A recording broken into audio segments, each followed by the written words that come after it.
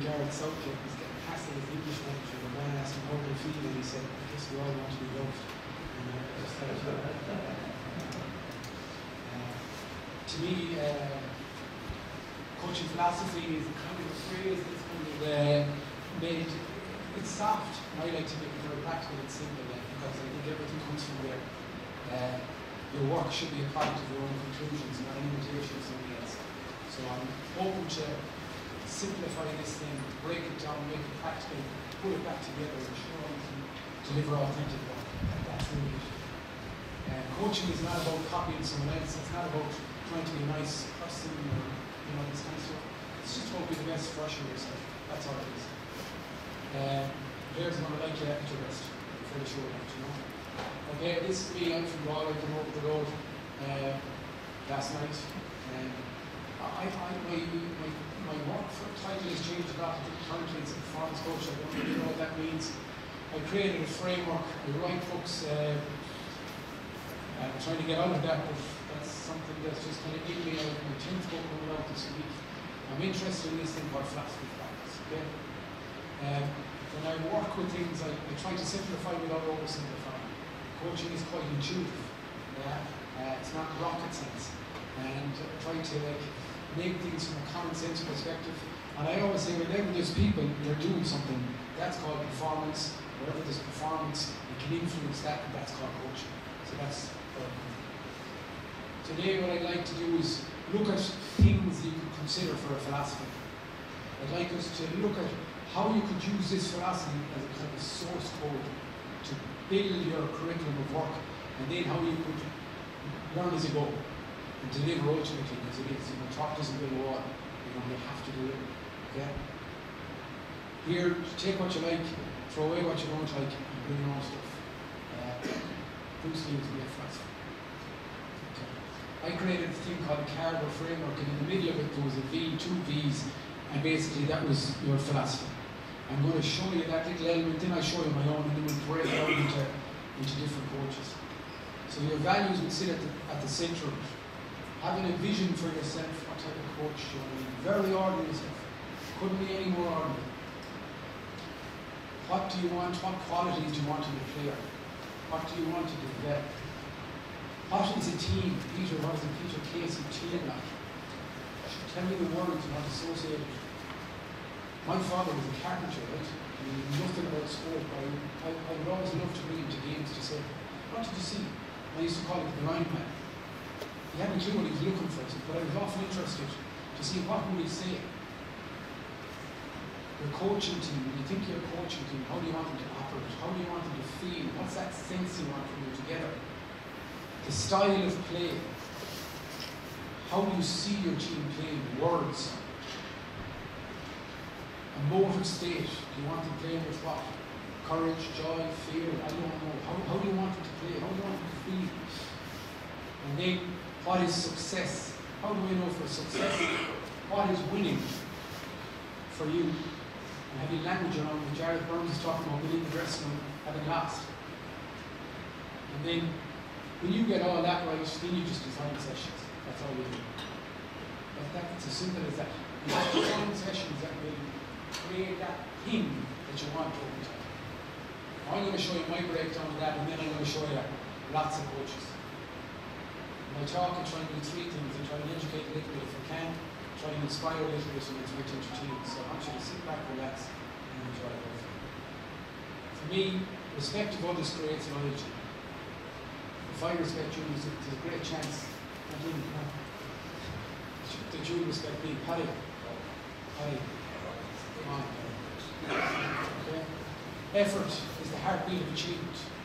And you need to be really good at noticing people trying. Fun is really important because it forges cooperation. And then compassion is really important because we're all just trying to get to the needs of life. So it would be the things I would like to not forget. Yeah? And sometimes I do because I'm not. I want to be connected to the players. That's the vision for myself as a coach. They know that they can trust me, that I kind of love them and I'm there. That's what I want them to do. I want the player to be adaptable. Like, none of them.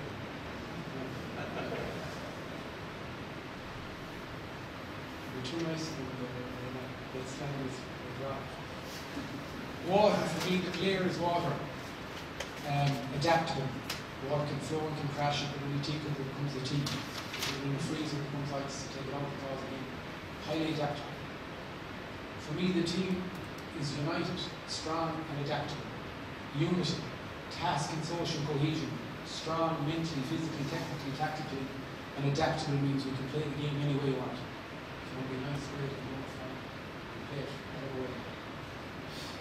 For me, the coaching team care, they are competent, they are connected to each other, there is loyalty, and people contribute.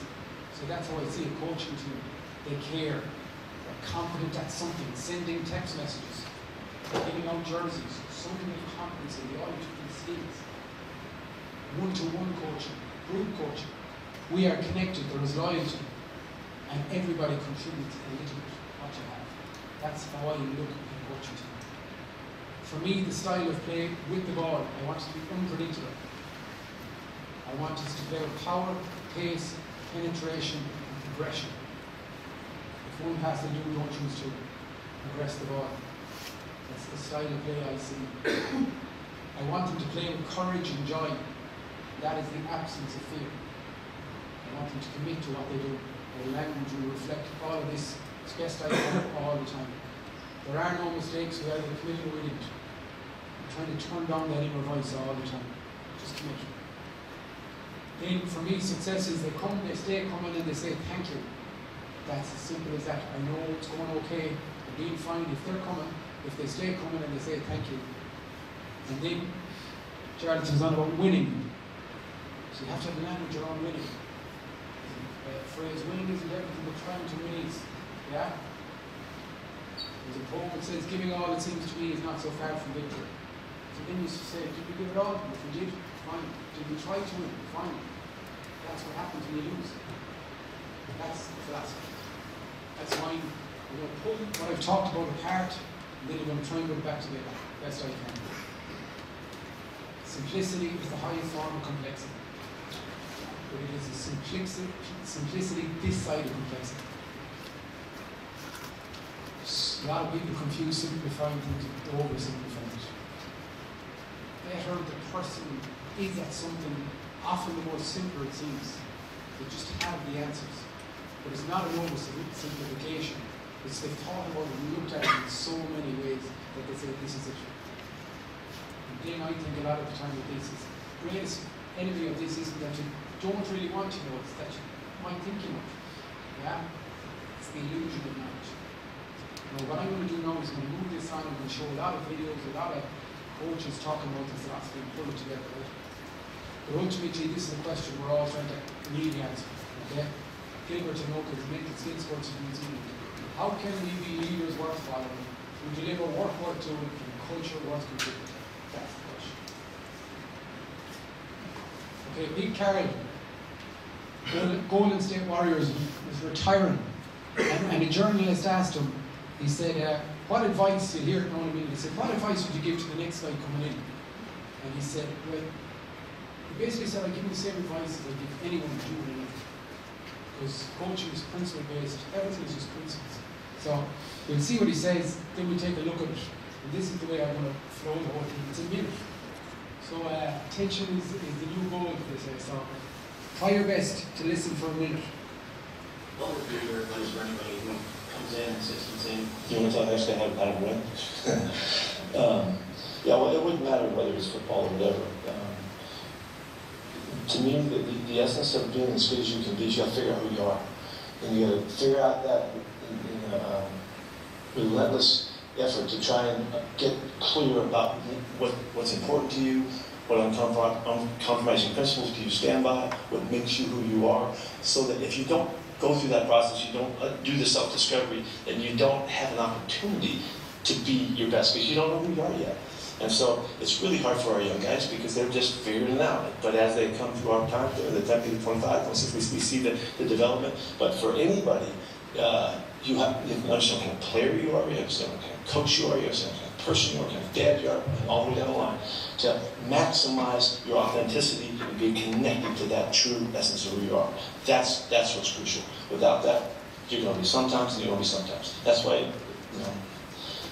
people don't. It's hard to be consistently successful because people don't even know how they got there. A lot of times, it just happens along the way. Circumstances come together and all the time. So that's to me the essence of it. That's it. The beauty of his answer is he starts talking about a player in the same breath as the coach. It's the same principles. So what he says is, they use the word to get to the essence of it, figure out who we are, that relentless effort to try and get clear on what is important, what is uncompromising, what makes you who you are. And then he said, that's crucial, because without it you want to be sometimes and you want to be sometimes. Coaching consistency is really important. Because if you can accept the same thing and reject the same thing all the time, they learn how to behave within the environment because it's a consistent feedback loop. This is what's really important. And he said, that's the essence of it. That's the essence of it. I love his phraseology. They want to be sometimes and they want to be sometimes.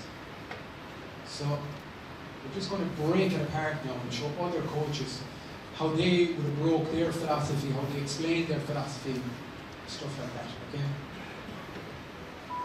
Steve Kerr spent 18 months before he took the job. Touring around, figuring out, looking at it, chatting to lads. Then he literally landed on these 4 things. This is what it's going to be about. Has to be fun. I could go into a session and look and say, is it fun? Anyone could. Has to be fun. Mindfulness, in the moment, focus on the present, gratefulness, compassion, show you care, and compete. We keep scores. I'm going to care for them, I'm going to make it fun, we're going to keep scores. There's going to be accountability, objectivity. That's what it's going to be.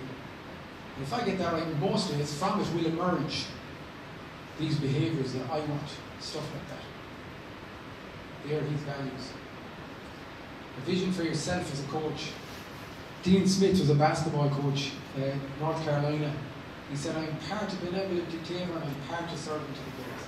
That is who I am as a coach. Benevolent is a fancy word. He said, I'm honest and fair, push, I'm disciplinary, but I understand. I want people to look at the team goals, but I know they're going to have their own goals, and I listen, but I'm firm. That's me. That's who I am. That's what I'm going to say. The character traits you want to develop in the player, because John Wooden, who we'll see in a bit, would have said the character is the foundation of the athlete. I wrote a book for young athletes and brought in a few more smart people, maybe not smart, and Paddy definitely wrote a bit of it, my buddy, and a few more, but Andy Friend wrote it. He just gave me back the most perfect piece of writing about the characteristics and the qualities he wants to develop or nurture in the player. Came back perfect, and you so clear. This was it. This is the kind of characteristics he wanted to see in his player. When I talk about your team, what are you going to see? I work with a lot of coaches, right? That's how we make a living. And I just say, tell me about your team. What is a team? You know, it's your name. Need. Tell me about a need, a team. That's it. Tell me about it. Because every day we come here, we have to create a curriculum that's going to build that type of team. Wooden was the greatest of all, right? If you don't know about John Wooden, just find out about it. This is how we describe his team. A group of individuals who are committed to fulfilling roles so that the group may succeed. Fulfilling roles so we can succeed. And then he breaks and then he goes, I told the players that as a team, we were like a car. Maybe Bill Walton, Kareem, these guys, maybe they were the engine. But if one wheel was flat, we're going nowhere. He said, and if you have brand new tyres but the lug nuts are missing, then the wheels come off. What good is the engine now? It's no good. The lug nut, they seem a little thing, but it's not.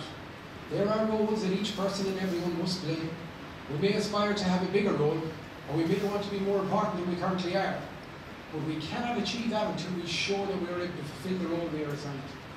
And then he says, it's these little things that make big things happen. They say little leopards become big leopards and big leopards kill.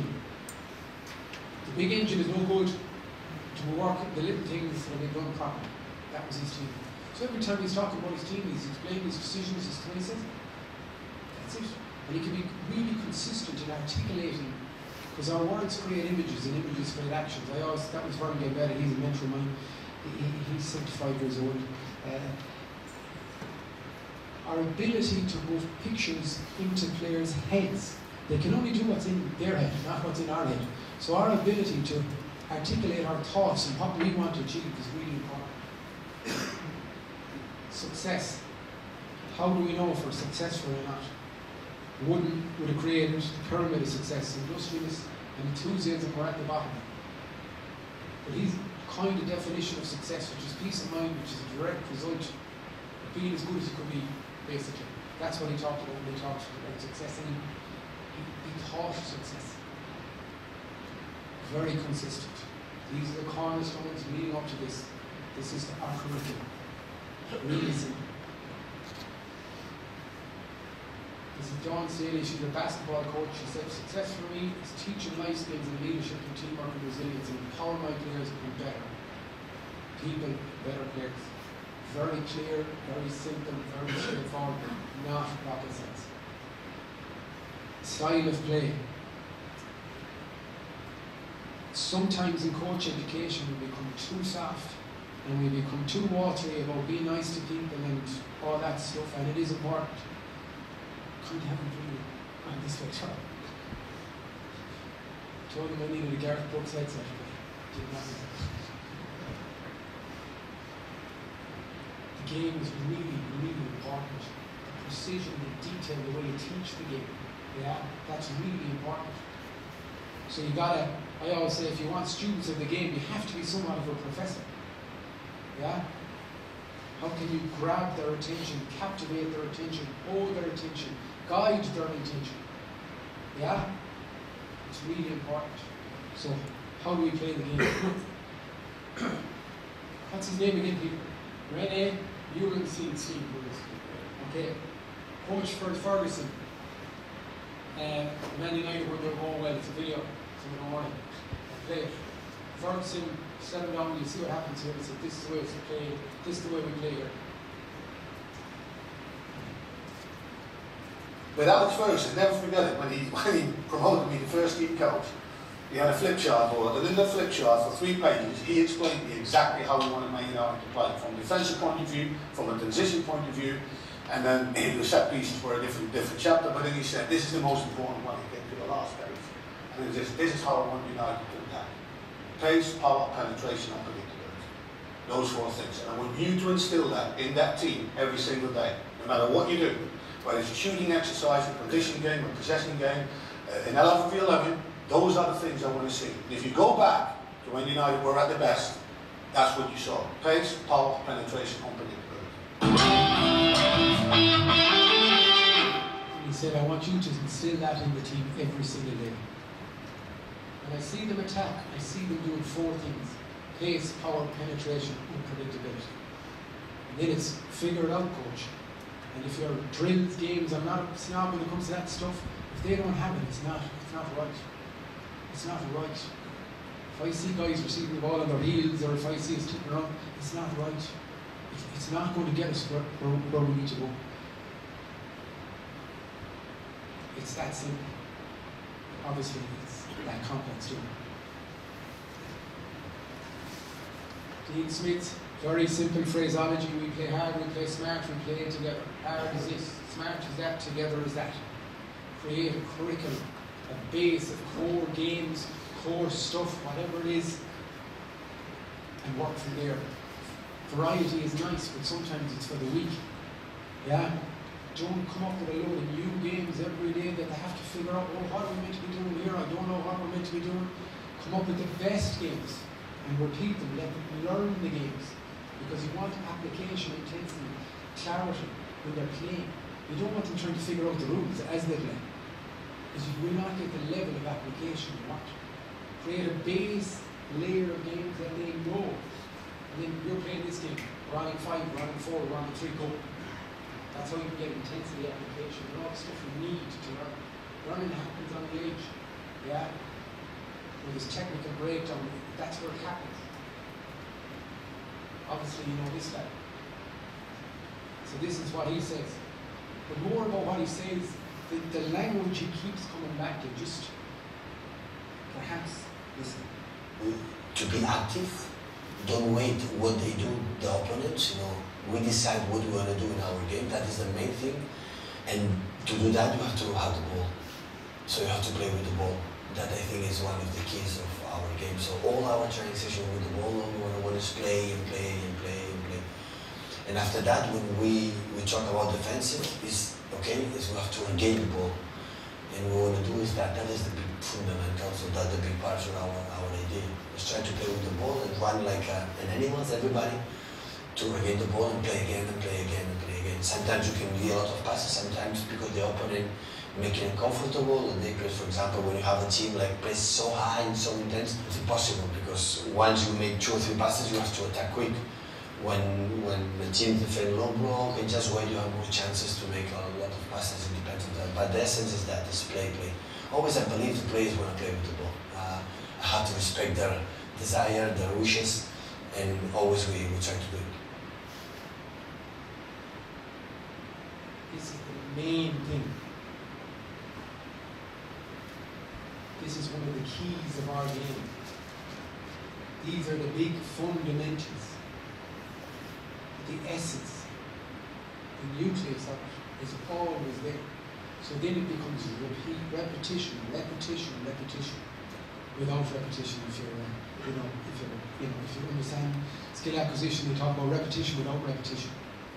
But it's not variety for the sake of variety. It's building a curriculum that has exactly whatever your game is. It talks about winning like animals. Hurling, I break it down into 3 moments within the game. I learned this backwards, so I learned, I am not a classically taught pianist, if that makes sense.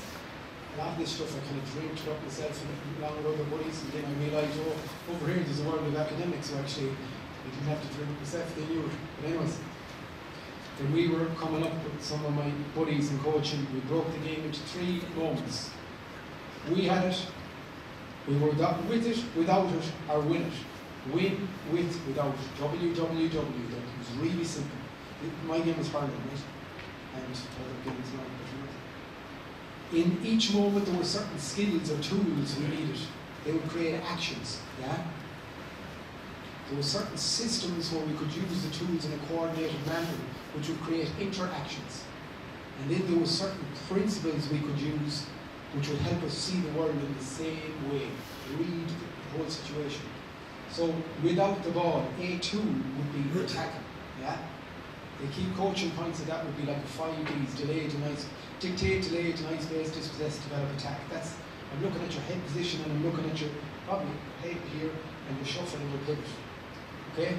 We would maybe have 5 principles which would allow us to see the whole thing together. Don't let them through the middle. Carriage in the middle. Push them out to the sideline and use that. Keep their head down. And if you're not in possession or you're not, get into a position. And then we'll have a system. You'll have your tools, which are your skills. You'll have your principles, which will allow us all to see the world together. And then we'll have an extra layer, which would be, we would wheel off. So we'll drop it right in the back from that side. So we push the ball that side, and we drop it. You'd want, say if the ball is coming down that side, you'd want 4, 7, 3, 6, contest on arrival, high pressure, and 5 would provide cover off the far side, because we wouldn't let them switch the ball, in general. That was just one moment of the game, and then the other ones were with the ball, and then win the ball, which was restarts and things. Football is probably attack to defence, defence to attack. It's a little bit more complicated, but ultimately breaking it down into, this is how I see it without the ball, this is how I see it with it. I will always push, because I am contrarian enough in this stuff. If we do want, students of the game, we have to be a professor. We have to be able to engage their attention, drive their attention, hold their attention, focus their attention to what's important, cues in the environment, how we want to press, how we all know when to press, what body shape are we looking when we have the ball to press, stuff like that, yeah? Okay. How do you want the experience to be? How do you want the training environment to feel like? What do you want the culture? Okay? They're going to get out of the car. and something is going to happen, and then they're going to get back into the car, right? So what do you want that to feel, look, and sound like, I suppose, is the question we all have to answer, okay? This is a guy called Anson Dorrance. He was the winningest college, he was a soccer coach with UNC Women's. He created a thing that he got off Dean Smith. They were at the same college teaching, and it was called the Competitive Cauldron. He wanted to create the most competitive environment possible. And all they did is 5 or 6 lads, this is before tech and all that thing. Hey, ready? Good. That's American, he's the guy. And he just graded. He just graded them. He seen Dean Smith coaching them, and after every training session came, he seen all these boys and all these pieces of paper, and they'd all run up and they'd give it here, and they'd all have their feedback going on. This is where you were, pressure, so whatever they were grading. He called it a competitive cauldron. His competitions, everything, for him as a coach. And he created a training environment that would endorse, support, reward this competition. And he created a very objective measure. Objectivity is really important. Not subjectivity. He was also a very values-driven coach, right? He wanted to create better people, not of the stool, right? Not of the scale, but else. His team had different years, 12 to 15 values, 12 to 13 values. Toughness, discipline, focus, all that stuff, yeah? This is what it was about, but everyone has values. The question is, how do you bring them to life? How do you make them important? How do you make it tangible? How do you make it work? How do you create change? They would do a thing which was peer reviewed. So each person or each player would, so all the boys in the front there, you would have to judge your peers on the 12 qualities, right? And they had them defined and they had well articulated out of 5. 5 would be for the top person in our environment and all the way down. Gold would be the top person in each. Ashley, 4.3, gold, top tough person. Yeah? Bronze, silver. Pink is 3 or below. 3 or below. December 18th, April 18th, December 17th, April 17th, December 16th, April 16th. Twice a year they sit down and they peer review. This is what we're meant to be about. This is the values we're trying to live. How do your peers think you live? High challenge, isn't it? If you have high challenge, you need high information and high support. That's just don't roll this into town and start roaring. Another nice detail was you got a number. So you got your aggregate and your number. This person is 3.5 out of 5. And this is what they excel at. These are the qualities they excel at. What type of training environment do you want to create? What do you want the experience to be? How you want to do it? These are just ideas. That's all there. A lot of the things is to do simple stuff better. Simple stuff is having certain values. Doing it really well is accountability, objectivity, consistency. Twice a year we will do this. What we make important becomes important. Yeah? If toughness is important, we have to make it important. Because without it, you're going to be sometimes and you're going to be sometimes. You're going to avoid that way, don't you? Just do it. Yeah. Okay, what's next? Yeah. Your training is so important for me. To be authentic in coaching, your work should be a product of your own conclusions. That means I spent 15 years teaching, right? And they started this thing where for every lesson you had to have an objective, and you have to have this thing called rewards. And I brought it into coaching. We are learning tools. You had to be able to justify everything you were doing, right? So you had to set in the student's mind that human beings are meaning-making people. They're always analysing, why are you doing this for? Is this any good? I don't really believe in this. I'm not clear of why I should try hard. They're in their own heads all the time. So in general, as a coach, if I want to get application intensity, all that stuff, I have to be able to say, we are doing this because this is the reason we're doing it. And if I'm very clear and certain on that, they will get out of their head and apply themselves. We are tackling. There's only 3 moments in the game. 1 is without the ball. The only tool we have is the tackle. That is it. The best teams tackle the best. the better we are tackling up top, the more goals we score, blah, blah, blah, blah, blah, blah, blah. So I'm getting them out of their own head. So in general, when you build a philosophy, everything is justifiable. We warm up like this with fun games because social is really important. We want to build unity. That's why we play tag games warming up. That's why we cool down by walking around the pitch having a chat, because we want to facilitate socialisation.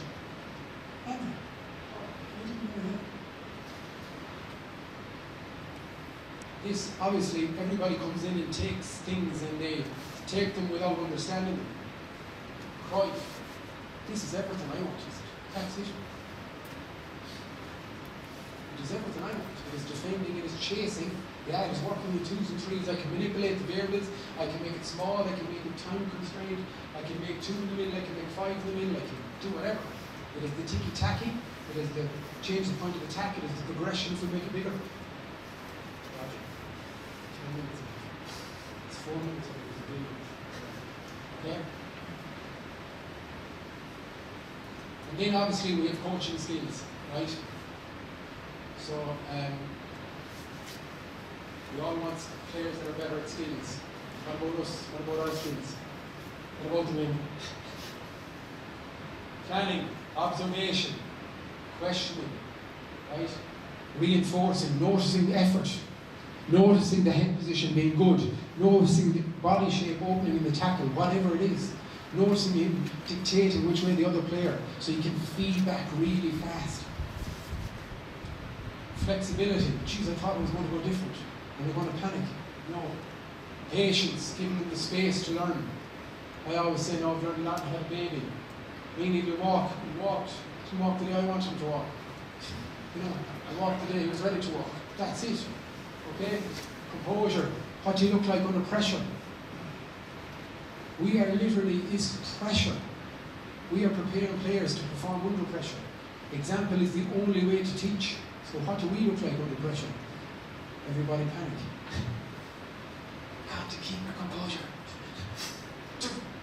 Okay? Coaching skills.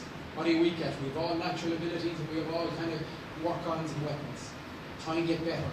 If you create a culture, and who am I to teach, but anyways, if you want an environment that supports people just getting better, everybody is getting better at something. Kerry Evans said, a performance environment can be defined as a place where everybody is currently trying to get better than they are. Everybody has a performance gap. So example is the only way to lead. That means I can say, I'm getting better at this. What are you getting better at? What are you getting better at?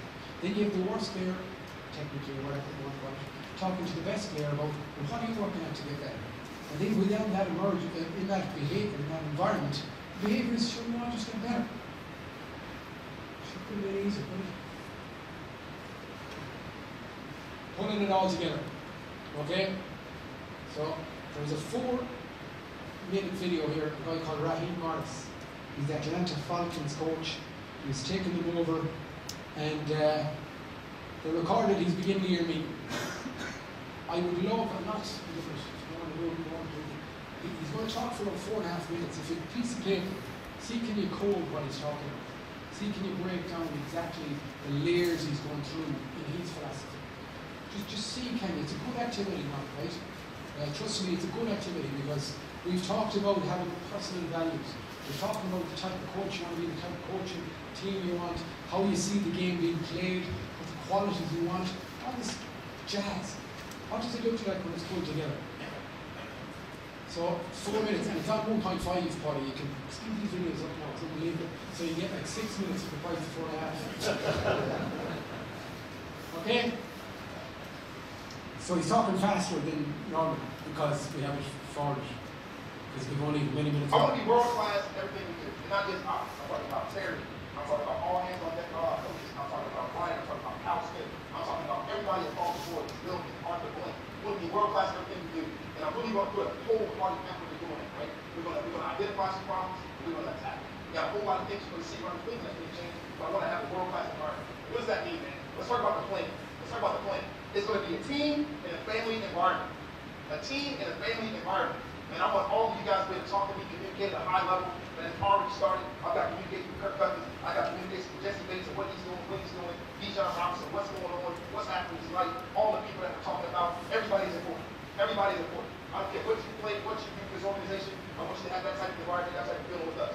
Right? The next thing we talk about, I want a world-class football education, and that's going to come from these coaches. Like these coaches we brought in, I got a lot of respect for them, and I believe them as far as everything we're talking about, education and standpoint, and all stuff that you guys want in order for us to be the best that we can possibly be every single day.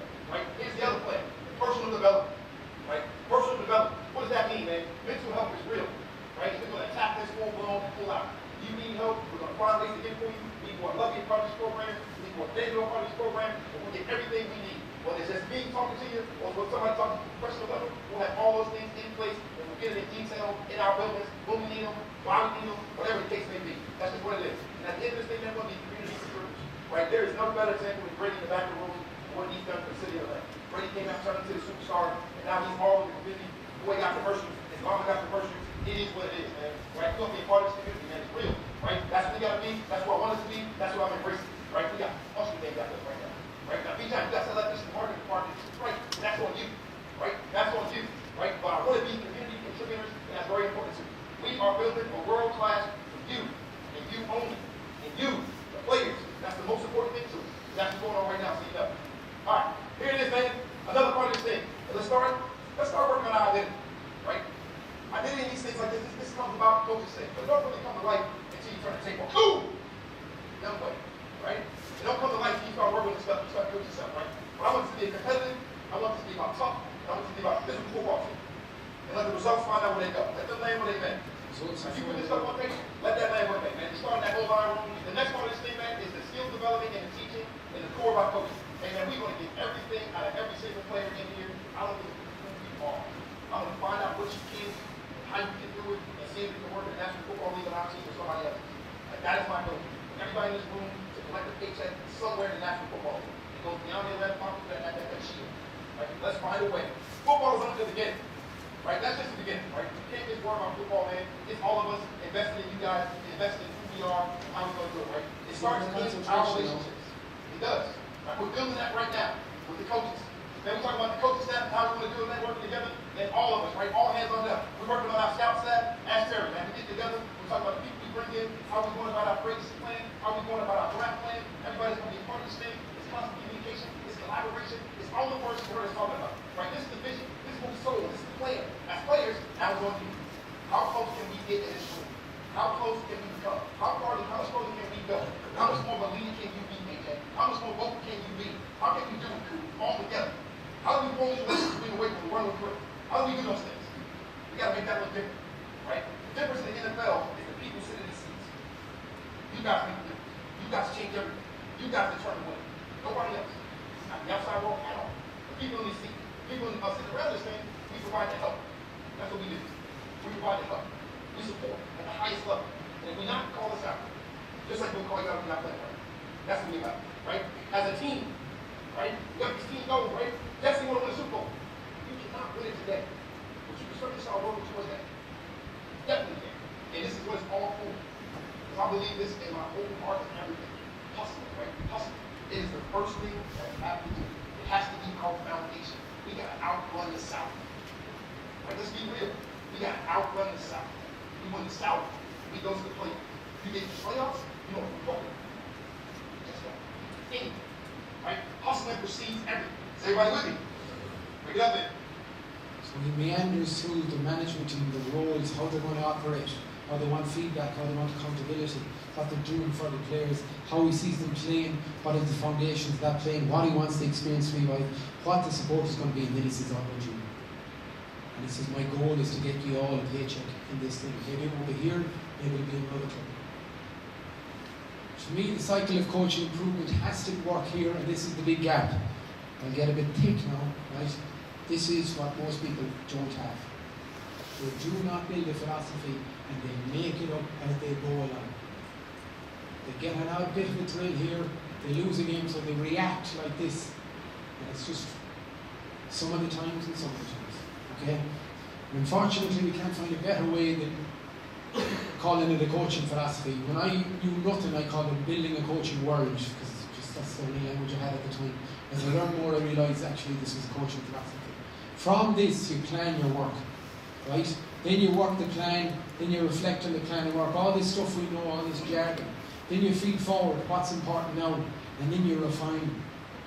The expert knows what's not important. You can have anything you want, but you can't have everything. It's about less, simpler. We do this because that's the reason. I can justify it. It's that simple. We could do all these things. We could do Tongue of the Wildcats, we could do everything. We could have every piece of equipment everywhere, but we don't need it because this is our red, yellow and blue. This is our primary colours. From it will emerge everything else. Okay? I just want to show you something, because obviously you have to come up with tools to help people. It's alright to throw a lot of crap at people and say, I'll go figure it out. To me, structure delivers function. I created a journal, because I do a lot of this stuff, so I know. To me, I created a journal with three structures in it. One was this thing. This is me. Why do I coach? What values? What type of coach do I want to be? How do I want my coaching team? Can I be explicit? Or is it kind of vague and hollow and all over the gap, yeah? What do I want for my athletes? I mean, when I wrote an article this morning, I woke up early and I wrote, what do I want for my athletes? Everybody wants stuff from their players. What do I want for them? Okay, what am I good at? What am I okay at? How will I know if I'm successful? All this stuff. I believe being explicit. I believe detail. I believe precision is how we own. Okay, that is an iterative process, which means start it today, and as you learn and go on, it'll look different all the time if you keep refining it. So you have to keep at it all the time. Then they say how you spend your days is how you spend your life. Every week, gather your thoughts. What am I going to do well? Have I a motto for the week? How am I going to care for myself? What attitudes do I want to show my players? Yeah? What coaching skills do I want to work on? Who do I want to talk to? Then at the end of the week, how did I learn? How did my coaching positively impact people? What were my biggest learnings? What do I need to start, stop and continue?